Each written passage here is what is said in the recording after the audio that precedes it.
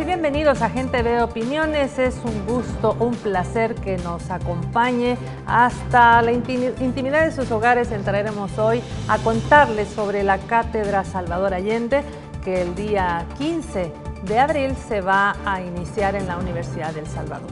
Para ello nos acompaña la embajadora de Chile en El Salvador, María Inés Ruz. Bienvenida, embajadora. Muchas gracias. Buenas tardes, María Teresa. Un gusto estar acá. Muy bien, y también el primer ponente de esta cátedra, fíjese usted. Tenemos nada menos que al politólogo y ensayista chileno Manuel Antonio Garretón, a quien también le damos la más cordial bienvenida. Buenas noches. Buenas noches, muchas gracias. Bueno, y para contarles un poco acerca de este proyecto de la Cátedra Salvador Allende, tenemos a continuación una nota en la voz de Diana Díaz. El Salvador cuenta con un monumento en honor al expresidente chileno titulado Plaza Salvador Allende, ubicado en la Facultad de Medicina de la Universidad de El Salvador. Con esta plaza se rinde homenaje al ex líder histórico chileno de los años 70, quien también luchó por garantizar el derecho a la salud. En esta ocasión, la Universidad de El Salvador será el escenario para impartir una serie de ponencias que iniciarán el día 15 de abril con el título Proyectos históricos y procesos políticos, de Salvador Allende a Michelle Bachelet, además de otras ponencias que se mantendrán mensualmente hasta septiembre. Este espacio académico será impartido con la finalidad de propiciar el estudio, investigación y debate sobre contextos internacionales, tomando como punto de partida el pensamiento social y político del expresidente chileno. Salvador Allende, nacido en el año 1908, fue un político chileno, líder del Partido Socialista, del que también fue cofundador. Estudió medicina en la Universidad Pública de Chile, en donde alternó su dedicación con la política y mostró su vocación por el servicio público. Fue diputado y ministro de Salubridad del gobierno de Pedro Aguirre entre los años 1938 y 1941. A partir del cual se convirtió en líder del Partido Socialista. Fue electo presidente de la República Chilena en 1970, finalizando su mandato en 1973 a causa del golpe de Estado propiciado por Augusto Pinochet. Una de las frases más destacadas del ilustre exmandatario dice: «Algún día América tendrá una voz de continente, una voz de pueblo unido, una voz que será respetada y oída, porque será la voz de pueblos, dueños de su propio destino». Bueno, eso pone en un contexto de manera bastante breve parte de la trayectoria política, social, bueno, el presidente Salvador Allende, que pasados ya 43 años, pues dejó de existir y fue cuando se implanta la dictadura militar en Chile. Queremos saber que nos cuente la embajadora en qué va a consistir este proyecto de cátedra. Bien, María Teresa, bueno, un resumen breve pero muy contundente. Efectivamente, esta cátedra tiene un doble objetivo. En primer lugar, relevar la figura del expresidente, lo que para Chile es un honor que la Universidad de El Salvador tenga una cátedra con el nombre del expresidente, que es una figura conocida y relevante a nivel mundial. Y por otra parte, contribuir a que el conocimiento de América Latina y de Chile sea parte del conocimiento de la Universidad de El Salvador. De esa forma también hacemos muy coherente los objetivos de la política exterior de Chile y del programa que desarrolla en este momento la presidenta Michelle Bachelet respecto a fortalecer la educación pública y recuperar la educación pública, que es tan importante para el desarrollo de nuestros países. Embajadora, tal vez un poco de antecedentes con relación a esta cátedra. Sabemos que es la Facultad de Jurisprudencia y Ciencias Sociales de la Universidad de El Salvador, a través de la carrera de Relaciones Internacionales, cómo se conecta, pero un poco del antecedente de cómo se preparó y cuál es la visión también. Bueno, debemos decir que la primera conferencia de esta cátedra la dio el año pasado, el 16 de octubre, el embajador y también académico Luis Mayra. él se encontraba acá para lanzar el grupo salvadoreño de amistad con la paz en Colombia, y la universidad lo invitó a dar una conferencia allí, y ese momento lo tomamos como el momento fundacional de la cátedra. Pero posteriormente ya fuimos trabajando en conjunto con la Escuela de Relaciones Internacionales en el diseño y en la invitación a los profesores. Pero debo decir y debo reconocer que el primer esfuerzo por establecer esta cátedra vino de la Facultad de Medicina, que como todos saben tiene en el frontis de la facultad una plaza con el nombre de Salvador Allende, y su decano, el entonces doctor Arnulfo Herrera, y el movimiento de médicos Salvador Allende que se creó alrededor de esta facultad fue quien hizo el planteamiento de establecer esta cátedra de la Universidad del Salvador. Bueno, y solo para dar una bien breve referencia, porque el currículum del doctor que en este momento nos acompaña es bastante amplio. Él es doctor en Sociología de la Escuela de Altos Estudios en Ciencias Sociales de París, y además ha sido Premio Nacional de Humanidades y Ciencias Sociales en el año 2007. El doctor Manuel Antonio Garretón va a tener la conferencia este 15 de abril titulada Proyectos históricos y procesos políticos de Salvador Allende a Michelle Bachelet. Doctor, ¿cuál es la importancia de conocer la vida y obra de este personaje latinoamericano? ¿De Salvador Allende? Sí, claro. Bueno, yo creo que desde el punto de vista de la historia política de Chile, Salvador Allende es el máximo líder de la izquierda a lo largo de toda la historia, digamos, del siglo XX. Ahora, él encarnó, dejando de lado toda la parte de trayectoria, del aspecto construcción de partidos políticos, su liderazgo, su rol como senador, su rol como ministro de Salud del gobierno del Frente Popular en los finales de los años 30. Yo creo que lo central es que Allende es a la vez un político y un estadista, y alguien que encarna una de las maneras como se enfrentó el gran problema en la década del 60 de continuar con las tareas de desarrollo que se habían planteado en la posguerra, pero darles un giro hacia la construcción de una alternativa al capitalismo. Y en ese sentido está, ¿no es cierto?, la Revolución Cubana y todos los grupos y proyectos que de algún modo se adscribieron a ese método, porque era lo que históricamente correspondía a sus países. Y el problema que tenía la izquierda chilena era cómo conciliar la idea de superar el capitalismo, o sea, hacer un modelo alternativo, lo que implica, en términos estrictos, una revolución de contenido, y cómo hacerla sin el método revolucionario, porque la institucionalidad, en el caso chileno, permitía, por ejemplo, que el presidente de la República, que de hecho mandaba, o sea, había una institucionalidad en la cual el Ejecutivo tenía un rol importante. Bueno, el presidente de la República era elegido con mayoría simple, o sea, era el que ganaba la elección. Y había una segunda vuelta que la tradición del Congreso lo hacía que se le apoyara. Pero, entonces,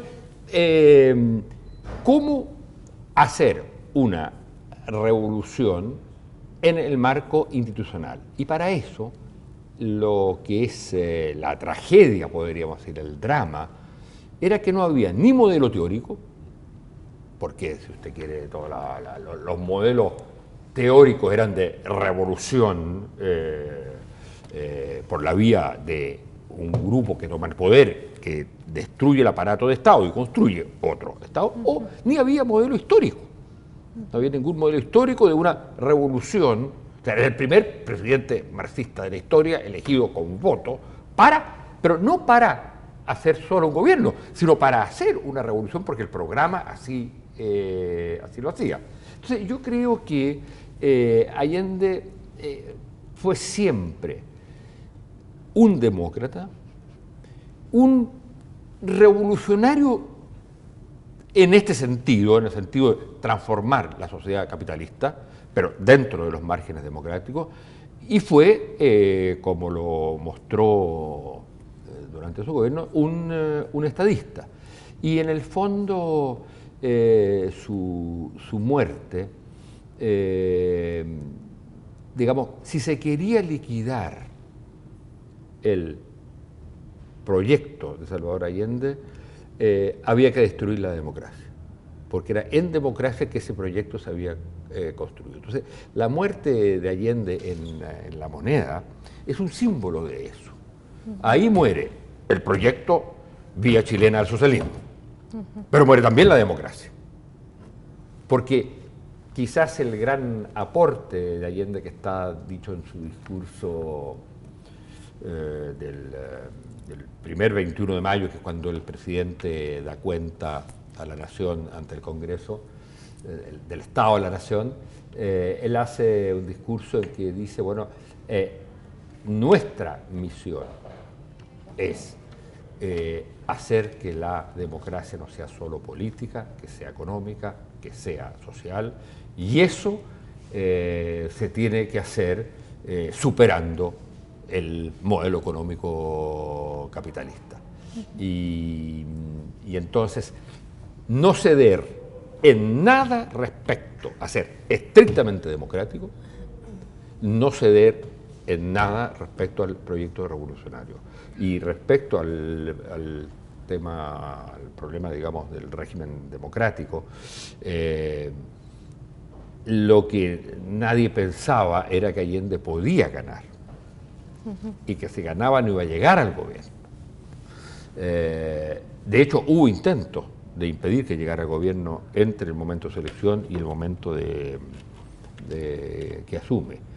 Pero el gran problema, mirado hoy con distancia y con lo que pasó después, es que usted puede hacer revolución en democracia, es decir, revolución sin armas, siempre que tenga una condición, que es que tenga la mayoría política.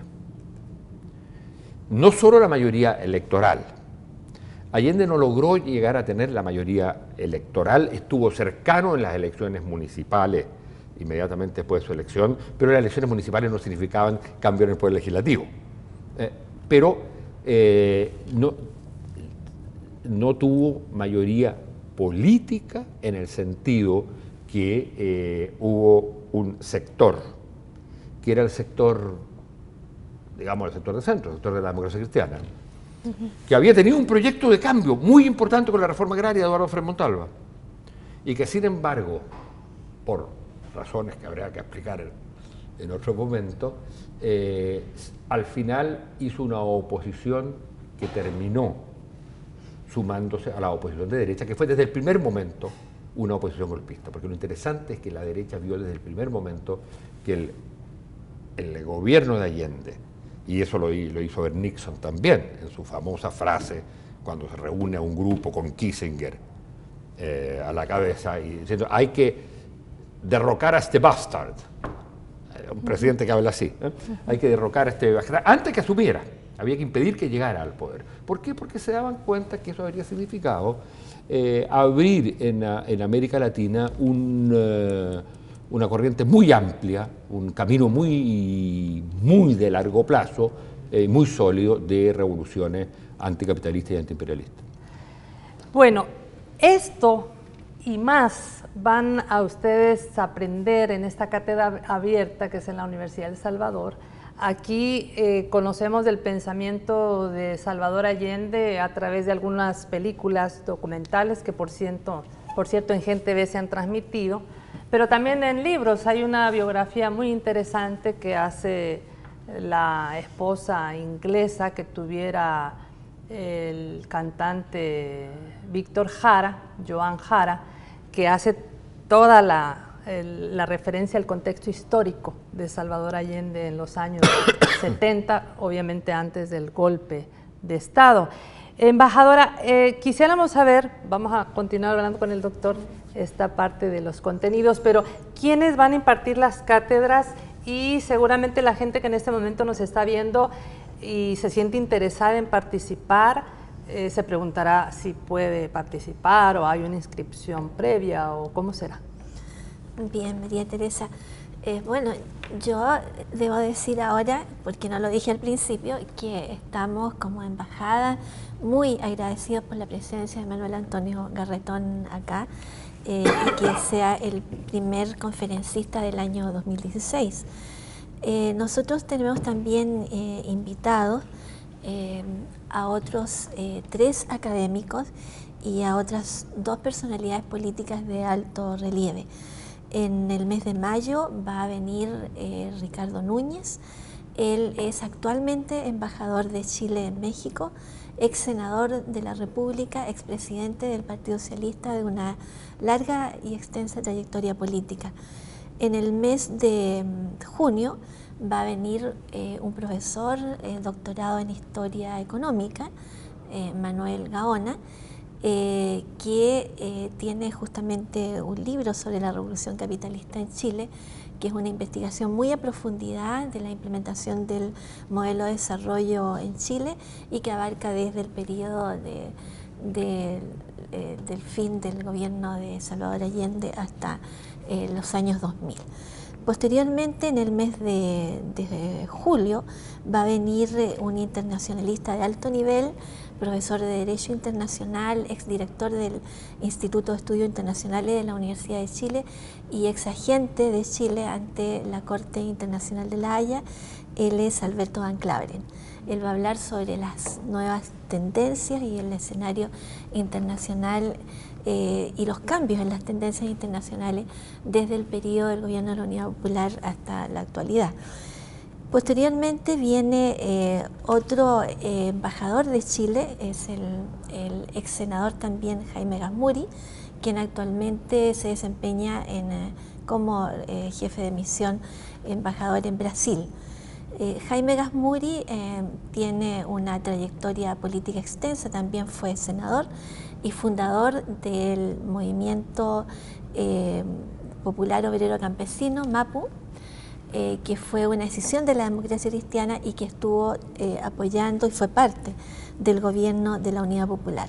Y este ciclo de conferencias termina con Tomás Mulián, que es premio en Humanidades y Ciencias Sociales 2015. Él es un sociólogo, al igual que Manuel Antonio, que tiene también una extensa obra académica y él va a clausurar esta cátedra el 29 de septiembre. Muy bien. Bueno, doctor, usted inicia en este año, como dice la embajadora, trayendo un planteamiento que seguramente va a ser de mucho interés de la gente salvadoreña, no solamente juventud que está ávida de aprender del pensamiento y obra de Salvador Allende, sino también de aquellos más contemporáneos que vivieron muy de cerca el proceso chileno. Como usted sabe, en Centroamérica, en el caso de El Salvador, en el caso de Nicaragua, pues se dieron procesos armados. Bueno, tenemos el antecedente de Cuba. Y en el caso de El Salvador, que precisamente fue un proceso democrático en urnas, que fue electo el presidente y después esto fue abortado. ¿Qué le podemos decir entonces a esta juventud o a esta audiencia que quiere conocer el pensamiento de Salvador Allende sobre su plena vigencia en estos momentos de cambio en donde todavía se busca que las democracias se consoliden y que lo que traigan a la ciudadanía sea bienestar en todos los niveles? Déjeme partir por la última parte de lo que usted dice. Yo tengo la impresión que después del periodo de las dictaduras, las democracias efectivamente se consolidaron. Es decir, salvo algunos casos excepcionales, ¿no es cierto?, Honduras y lo de Paraguay también, en general, en un momento también el Perú de Fujimori, en general no ha habido intervenciones, por ejemplo, del tipo clásico, intervenciones militares, con proyectos de largo plazo.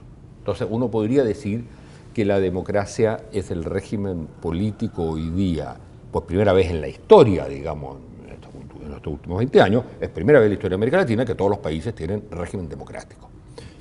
De buena o mala calidad es otra historia. El punto es que una vez que se consolidaron las democracias, o que, digamos, se establecieron regímenes democráticos, lo que quedó pendiente fue la tarea de transformación de las relaciones, para decirlo de alguna manera rápida, entre Estado y sociedad, para decirlo muy rápidamente. Cuando se produce este establecimiento de las democracias en todos los países de América Latina, al mismo tiempo se han producido transformaciones muy importantes en el mundo, los procesos de globalización, la nueva revolución científico-tecnológica y los países tienen que enfrentar ya no solo el problema del régimen, sino cómo aseguran, y ese es lo que pasa a ser como el gran tema, el tema de la igualdad. Y junto con la llegada de la democracia, se estableció, en algunos países antes, como en el caso chileno, se estableció un modelo socioeconómico, que es el llamado modelo socioeconómico neoliberal, que corresponde a una fase del capitalismo y que en América Latina tuvo una entrada muy, muy fuerte, siendo Chile quizás un poco el ejemplo, el mal ejemplo, digamos, porque fue hecho a sangre, establecido a sangre y fuego, las medidas neoliberales como modelo completo, asegurando también una constitución que permitiera, que asegurara que no se pudiera cambiar ese modelo. Entonces, de una u otra manera, los países tienen que enfrentar este tema de darle un contenido a la democracia, más allá del contenido ya muy importante de ser un régimen de libertades, de participación, de representación y de expresión de la voluntad popular. Quizás el momento clave, diría yo, no sé si clave, pero el momento que ilustra bien esto, es el movimiento de Chiapas. ¿Por qué? Porque el movimiento de Chiapas es a la vez étnico, a la vez antiglobalización, a la vez antineoliberal, a la vez democrático. No hay que olvidarse que pone entre las 21 medidas primeras elecciones libres, que obviamente no estaban en interés estricto de ese grupo que no iba a ganar nunca una elección. Y sin embargo, ahí tenemos, por decirlo así, el surgimiento de lo que de alguna manera anunció Cuba en los finales de los 50, para la América Latina que venía hacia el fin del siglo XX, en Chiapas y con las democratizaciones se abre una etapa, diría, de lo que viene como desafío. Y lo que viene como desafío es transformar las relaciones entre Estado y sociedad de manera de crear sociedades igualitarias. Esto se empezó muy bien en los gobiernos de izquierda. Tengo que ir al primer corte. Vamos a hacer un breve corte y al volver continuamos conversando con el doctor Garretón y la embajadora de Chile. Ya regresamos, no nos cambien. Latinos Tours, más que bueno, un servicio exquisito. Excursión a Ecuador y Colombia, visitando Quito y Medellín del 31 de julio al 8 de agosto. Contáctenos al 2240-0365. Latinos Tours. Continuamos en Gente de Opiniones. Interesante lo que se va a dar a conocer en la Cátedra Salvador Allende, que inicia este 15 de abril en la Universidad de El Salvador. Como todos ustedes saben, el pasado agosto, la presidenta de Chile, Michelle Bachelet, recibió el doctorado honoris causa, que es el máximo galardón que ofrece una institución de estudios superiores, y en ese momento también se inauguró un mural que realizaron los estudiantes de la Facultad de Humanidades, entendemos, de la Escuela de Artes.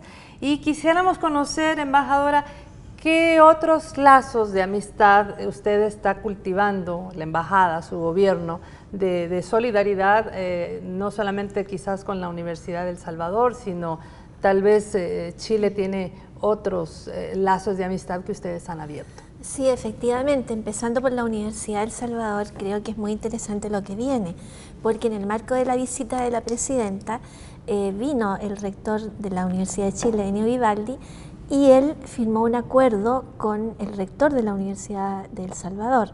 Ese acuerdo es un acuerdo marco que ya está dando sus frutos, porque se avanzó en un acuerdo de movilidad académica según el cual van a venir 10 profesores en el primer semestre y otros 10 profesores en el segundo semestre, profesores de la Universidad de Chile, a trabajar con sus pares de la Universidad de El Salvador.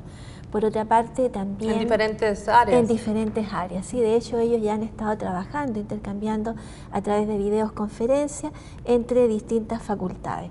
Por otra parte, también hay un proyecto que está muy respaldado por el Ministerio de Educación, al igual que el anterior, que consiste en un programa de formación ciudadana, en el cual ya está trabajando en la Universidad de Chile. Los primeros encuentros agruparon a un total de 600 profesores con el objetivo de que estos profesores se preparen para dar clases de educación cívica, que en nuestro país la clase de educación cívica para mi generación fue muy importante, ¿no? Eso por la dictadura, por razones obvias, se terminó y hoy día se ha repuesto, hay un acuerdo ya, y se ha repuesto la clase de educación cívica, pero necesitamos profesores que estén preparados para eso. Y esa experiencia se valoró acá como una experiencia positiva. Va a haber un laboratorio, un taller para aplicar esa experiencia a la realidad salvadoreña.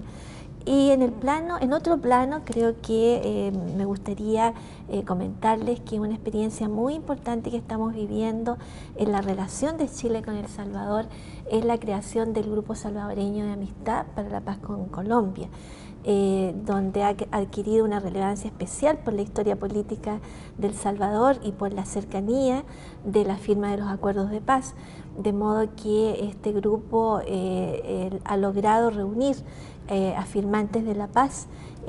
Lo componen el expresidente Cristiani, los ex cancilleres Santa María y Chávez Mena, el señor Francisco Jovel, los excomandantes que estuvieron en la negociación, la actual diputada Nidia Díaz, Ana Guadalupe, el sacerdote José María Tojeira, ex rector de la UCA, también el rector David Escobar Galindo.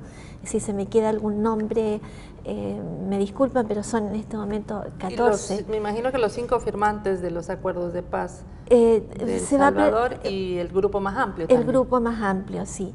La idea es que no es, por supuesto, pretender que El Salvador va a entregar una experiencia determinante, pero sí ayuda a aprender del propio proceso salvadoreño, y eso ha sido muy valorado en la reciente visita del presidente Santos a El Salvador. Sí, interesantísimo, porque cuando se da el proceso también de paz en El Salvador, estuvo el grupo de amigos de El Salvador, donde estuvo Venezuela, Colombia. Exactamente, el grupo de y ahora hacer este grupo de amistad por la paz en Colombia es interesante que, como usted dice, que se teja aquí, porque realmente hay una experiencia acumulada de todo lo que fue el proceso de paz.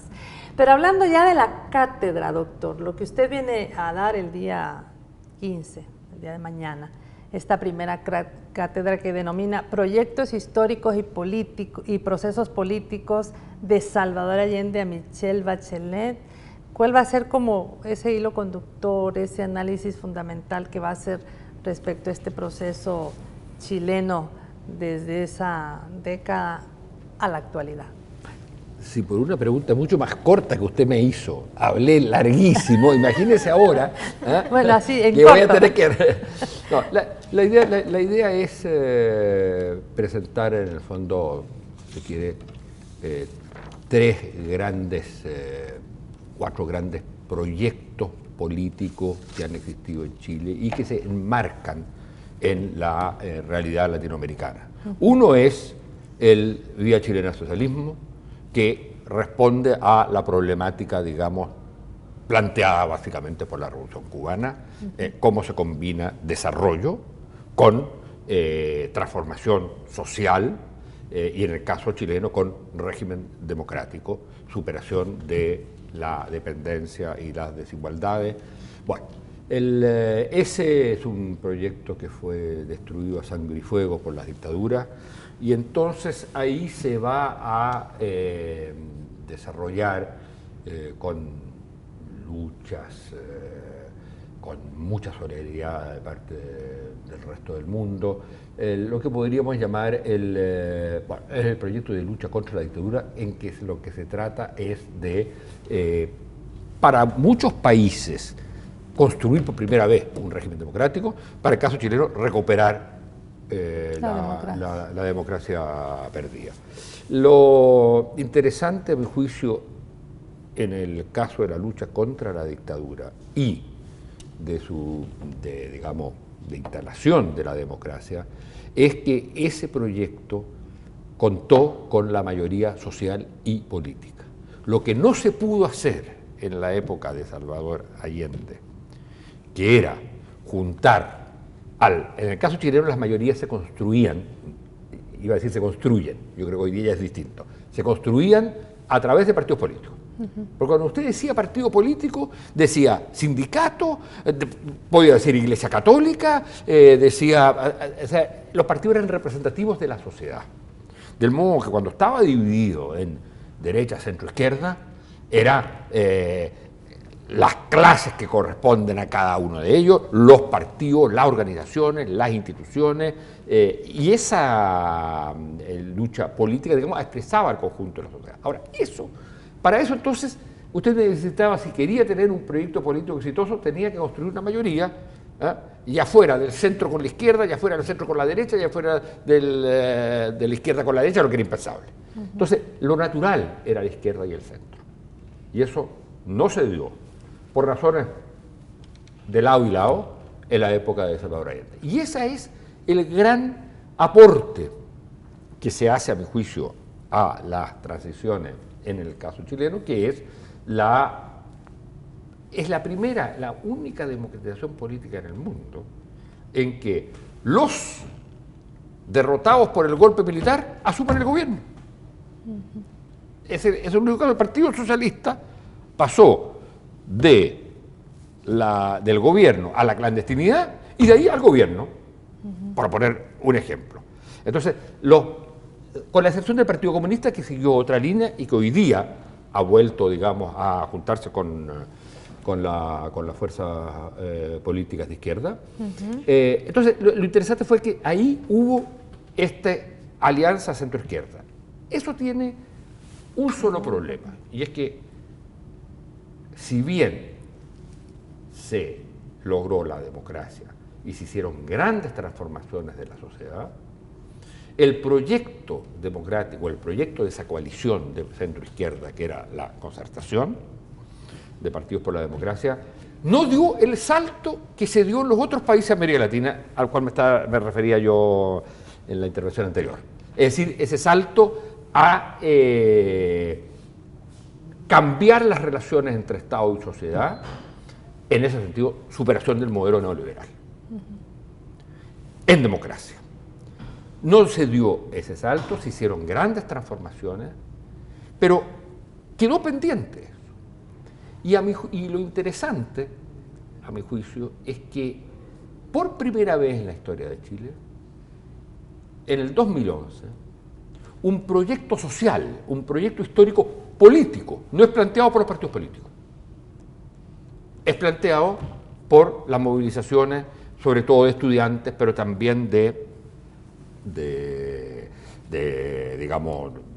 sindicatos, pero sobre todo, digamos, de medioambientales, de género, culturales, étnicas, etc. Y eso plantea un proyecto, pero que no tiene actor político. Vienen las elecciones y prácticamente todos los candidatos de centro izquierda cogen el programa o el proyecto planteado por el movimiento de izquierda, básicamente superación de la sociedad post-pinochetista, lo que significa superación del modelo económico neoliberal, en el sentido estricto. Chile es el único país que, de las dictaduras, por ejemplo, en que todo lo que pasa hoy tiene relación con lo que pasó en la dictadura.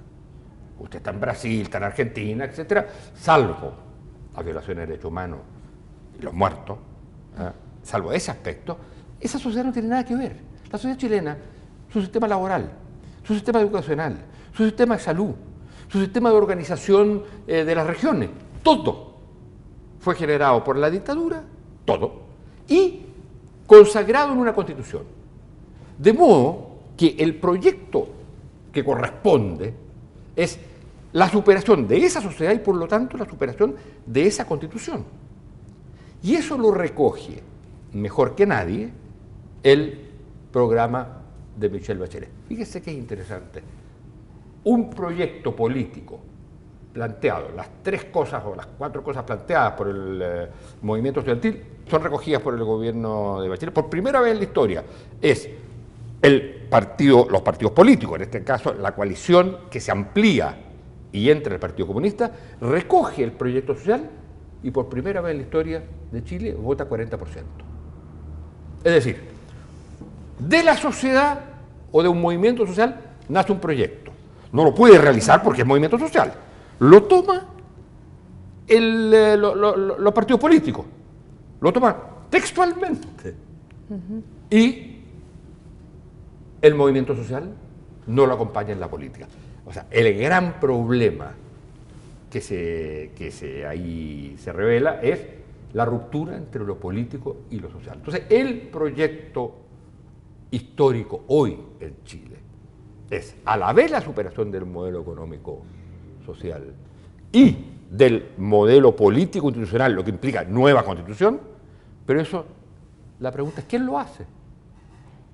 ¿Lo hace partidos políticos que representan a la mitad del 40% de los que votan?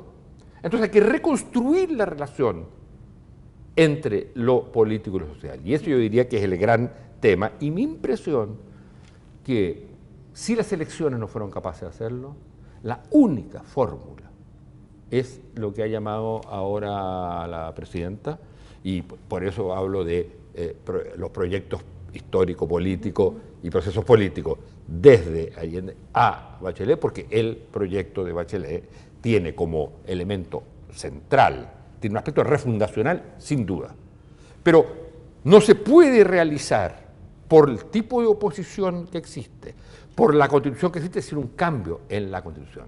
Y entonces ella ha llamado a un proceso de se llama proceso constituyente, que tiene que culminar en una nueva constitución. Muy bien. Bueno, proceso constituyente actualmente. Vamos a continuar en el próximo bloque profundizando sobre esta cátedra y sobre, bueno, el ponente que va a estar muy interesante este 15 de abril. Ya regresamos.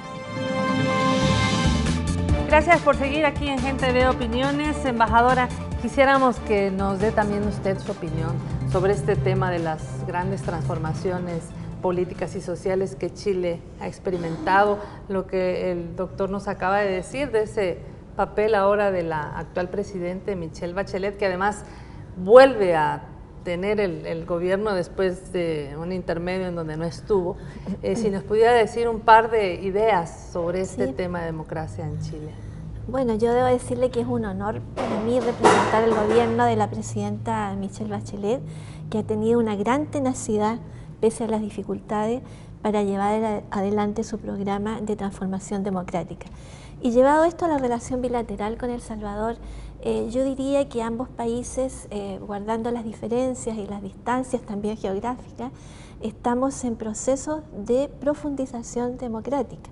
Y por eso es que la relación entre Chile y El Salvador ha sido muy promisoria. Este año nosotros empezamos con un plan de cooperación importante. En el mes de marzo pudimos hacer efectivo una donación en el tema del Fondo de Chile contra el Hambre y la Pobreza para apoyar los programas contra la sequía, y también estamos aprendiendo experiencias mutuas en materia de tecnología socialmente apropiada para reducir el uso de cantidad de leña en el campo. Estamos apoyando, como decía anteriormente, este programa de fortalecimiento académico en la Universidad de Formación Ciudadana próximamente, y también estamos contribuyendo al debate en algunos temas que son muy importantes y que son temas emergentes, como es lo que se está presentando, nuevamente vuelvo al tema Colombia, con los acuerdos que se acaban de firmar en materia de justicia transicional. De allí que nosotros en el mes de mayo vamos a hacer un seminario donde va a venir el jurista y experto en derechos humanos José Salaquet, junto con el presidente, el director del Centro de Pensamientos para la Paz de la Universidad de Bogotá, Alejo Vargas, para reflexionar sobre los temas de justicia transicional. Todos estos temas que le he mencionado son problemas país para Chile y son problemas país para El Salvador. Tienen que ver con definitivamente ir superando brechas de injusticia, de falta de desarrollo y de falta de oportunidades para sectores que han estado excluidos de ese desarrollo. De modo que nosotros hemos dicho que El Salvador y Chile están recorriendo un camino donde se abren ventanas de oportunidades para aprender juntos e ir juntos realizando transformaciones democráticas que nuestros países y nuestros pueblos necesitan. El embajador ha dicho justo algo que está en paralelo. El Salvador, la sociedad salvadoreña, la sociedad chilena lucharon contra una dictadura, ¿verdad?, por diferentes vías, pero finalmente estamos en esta construcción, todavía en este desarrollo de democracia. Cuando entra el modelo neoliberal, a El Salvador le venden el tema bueno, de hecho, viene un poco de Chile, el tema de las pensiones y todo esto. Actualmente se está en discusión en El Salvador y parece que en Chile ya también hicieron pensiones mixtas. Si usted me puede dar opinión al respecto, se lo voy a agradecer, y si no, pues cambiamos de tema. Pero quisiéramos saber, en esta venta que se hace de un tema tan neurálgico para aquellas personas que tienen toda una vida de trabajo y de repente se jubilan y necesitan una pensión digna, que realmente no ha alcanzado porque los gobiernos no tienen para pagar esto. A ver, separemos los temas. Existió el mito que la dictadura militar, habiendo violado derechos humanos, que todo el mundo hoy día reconoce, y habiendo sido una de las dictaduras criminales más grandes de América Latina, sin embargo, modernizó el país. Eso es enteramente falso. La única modernización que hubo fue la modernización del sistema financiero. La salud se desmodernizó. La educación se desmodernizó. Todo el proceso de industrialización se desmodernizó. No hay un solo campo en que haya habido propiamente modernización. Y entonces, en ese sentido, el régimen de pensiones, la seguridad social, a mi juicio, cabe en eso mismo. Aquí hubo un laboratorio que significó, por ejemplo, una orden de que la gente se cambiara de la pensión del Estado, se fuera las AFP, a la AFP. Si yo comparo lo que una persona igual a mí se hubiera quedado en el régimen del Estado, como es mi caso, profesor, habiéndome digamos, cubierto los años que se me expulsó de la universidad. Supongamos que entonces, que durante todos esos años yo he tenido lo mismo, digamos, he tenido la cobertura. Una persona que entró a una AFP, saca 4 veces menos que yo. 4 veces menos que yo. Entonces, lo que le quiero decir es que el sistema es un fracaso total. Es una manera es uno de los mecanismos que ha servido para la concentración de los grandes grupos económicos. Entonces, digamos, la reforma que hizo Michelle Bachelet en su primer gobierno y que está haciendo ahora, quizás no vaya a refundar enteramente el sistema pensional. Pero lo que está haciendo precisamente es tratar de tapar o digamos de aliviar mínimamente el daño que este sistema produjo. De modo que yo creo que la idea que lo que predomina en una sociedad son los puros intereses individuales. Yo, mi trabajo, y para entonces, y si no, hago emprendimiento, que es la gran moda actual, mis hijos van a la escuela que yo quiero y ojalá no se junte con aquellos que a mí no me gusta. Bueno, todo ese modelo de sociedad, a mi juicio, entró absolutamente en crisis y está deslegitimado en Chile. Está deslegitimado. Entonces, yo no haría para nada la recomendación que se copiara un modelo que fracasó. Sí, Chile tuvo el crecimiento económico que tuvo entre el 90 y el 2000, se debe exclusivamente, y digamos, y un poco más, exclusivamente a 2 cosas: al ciclo internacional y a las políticas de los gobiernos de la concertación.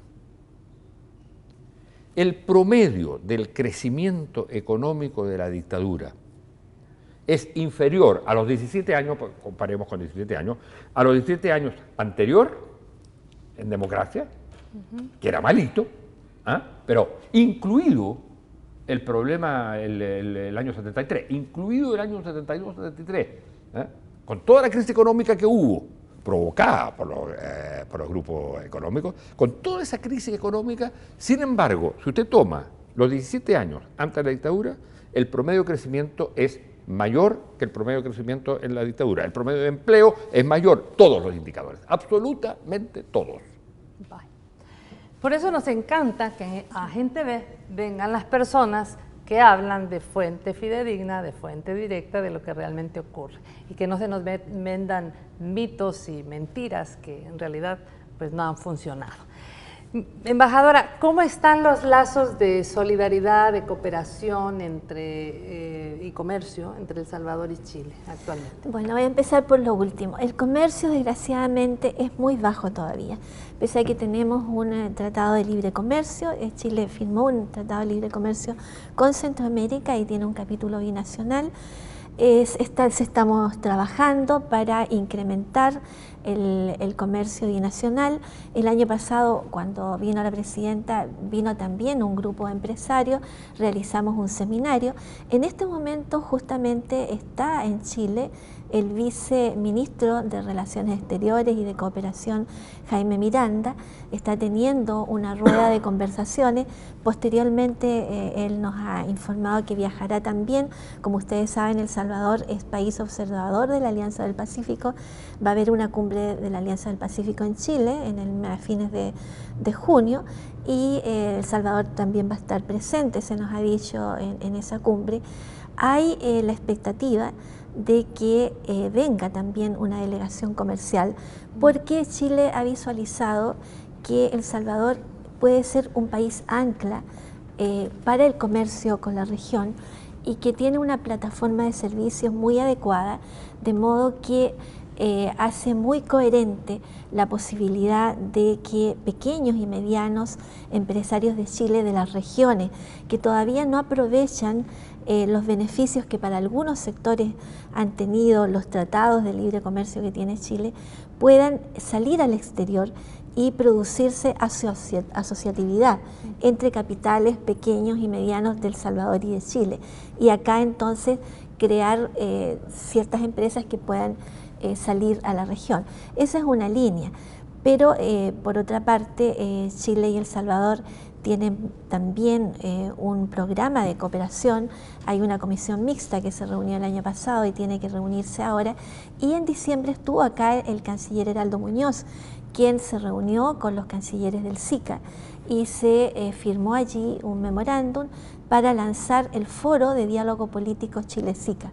Este es un foro que tiene perspectiva, no solo en el ámbito de la cooperación, porque Chile, El Salvador y otros países de Centroamérica están construyendo también miradas comunes en el ámbito multilateral. Todos estos países son miembros de la CELAC y por lo tanto tienen responsabilidades comunes. Hay muchos otros ámbitos. Chile y El Salvador trabajan juntos en las misiones de paz de Naciones Unidas. Un contingente de El Salvador está en la MINUSTA, donde está Chile también, y hay una gran colaboración en defensa. La semana próxima viene el comandante en jefe del Ejército de Chile y estamos trabajando también para una visita del ministro de Defensa para que él participe en la conferencia de Fuerzas Armadas de Centroamérica, CEFAC, que va a tener lugar acá en El Salvador en el mes de julio. Muy bien. Bueno, agradecemos muchísimo su presencia, embajadora María Inés Ruz, gracias por haber venido esta noche, y a nuestro invitado especial que vino llegando este día directamente de Chile, Manuel Antonio Garretón. Del aeropuerto acá. Del aeropuerto Agente B, politólogo y ensayista chileno. Su conferencia magistral, me acaban de decir, lamentablemente va a ser a las 9 de la mañana, un horario que esperamos usted pueda ir, y si no, seguramente aquí en Gente B vamos a transmitir esta conferencia. Muchísimas gracias, doctor, por su presencia. Muchas gracias a usted. Bueno, y a usted, amiga, amigo, el día de mañana a las 7 de la mañana esta misma entrevista en retransmisión, y a las 7 de la noche una nueva entrevista aquí en Gente B Opiniones. Muchísimas gracias por su sintonía.